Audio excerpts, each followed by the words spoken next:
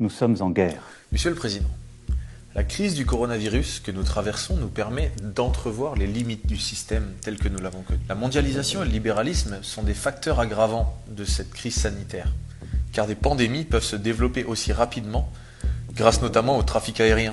Et des pénuries de masques peuvent apparaître lorsque des usines de masques, bretonnes par exemple, sont délocalisées en Tunisie par le grand jeu de la concurrence libre et non faussée. Lors de votre allocution télévisée, vous avez dit que toutes les conséquences seraient tirées de cette crise sanitaire, financière et économique.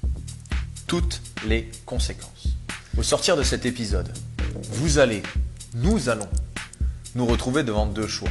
Repartir comme avant dans cette société inégalitaire, polluante et sans avenir, ou changer radicalement de cap. Aujourd'hui, de nombreux secteurs économiques vont s'effondrer. C'est le cas par exemple de l'industrie de l'aéronautique. Vous aurez, et nous aurons, le choix de refinancer les compagnies aériennes afin que puisse continuer de plus belle la mondialisation ainsi que la pollution atmosphérique, ou bien nous pouvons décider ensemble de changer radicalement de monde, aujourd'hui et maintenant. L'argent que nous allions réinvestir dans des secteurs d'activité polluants, mettons-le dans des activités essentielles pour nos vies. La santé, l'alimentation, le transport bas carbone. Nicolas Hulot réclamait l'équivalent d'un plan Marshall pour financer la transition écologique, soit l'instauration d'une économie de guerre. On souhaiterait vous proposer un plan où on laisse toutes les entreprises polluantes et inutiles faire faillite, mais où on ne laisse pas les employés sans perspective. La France n'est pas résiliente pour son alimentation, c'est-à-dire que nous ne produisons pas assez en France pour nourrir les Français. Si les marchés de Rungis ne sont pas approvisionnés, Paris n'a plus de nourriture au bout de 3 jours. Il nous faut reprendre pied dans un secteur aussi stratégique que notre alimentation. On vous propose donc d'utiliser l'argent que vous auriez investi pour relancer l'industrie de l'aéronautique dans le financement de micro-fermes partout sur le territoire, permettant l'approvisionnement en légumes bio de toutes les villes et villages. La transition agricole permet d'employer énormément de monde au champ, car il va falloir se retrousser les manches pour produire une alimentation biologique de qualité.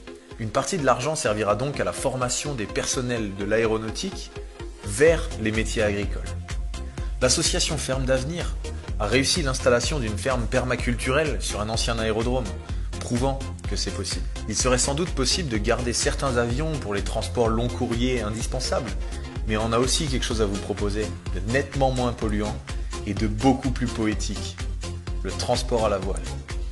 Imaginez un Lorient-Rio de Janeiro à la voile sur un fameux 3-mâts fin comme un oiseau.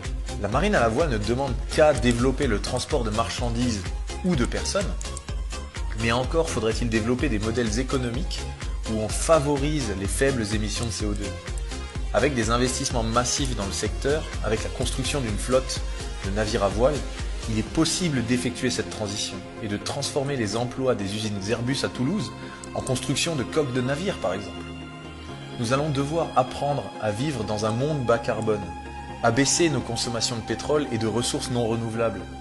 Pour s'y préparer au mieux, nous allons nécessiter énormément de monde pour travailler dans l'isolation des logements et dans le remplacement des méthodes de chauffage vétustes.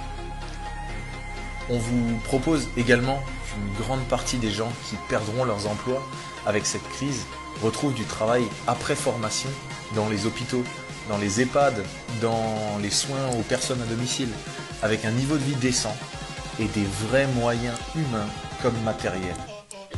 Mais malgré ces mesures, énormément de personnes vont se retrouver sans emploi au sortir de cette crise.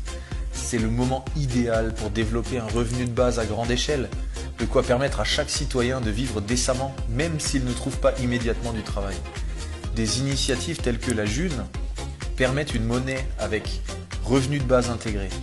C'est le moment idéal pour développer une monnaie nationale, complémentaire à l'euro, et dans laquelle chaque Français pourrait avoir un revenu de base permettant une vie décente. Vous l'aurez compris, vous êtes devant deux choix.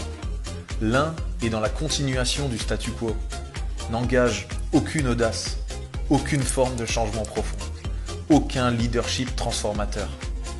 Le plan que nous vous proposons, en revanche, permettrait une transition écologique planifiée, ne laissant personne sur le bord de la route et transformant durablement notre monde pour le mieux et le durable, faisant de la France et des Français des pionniers du Nouveau Monde. Les accords de la COP21 étaient considérés comme perdus par la majorité des experts du climat, car cela impliquait une baisse des émissions de 4% par an, donc globalement une baisse du PIB de 4% par an.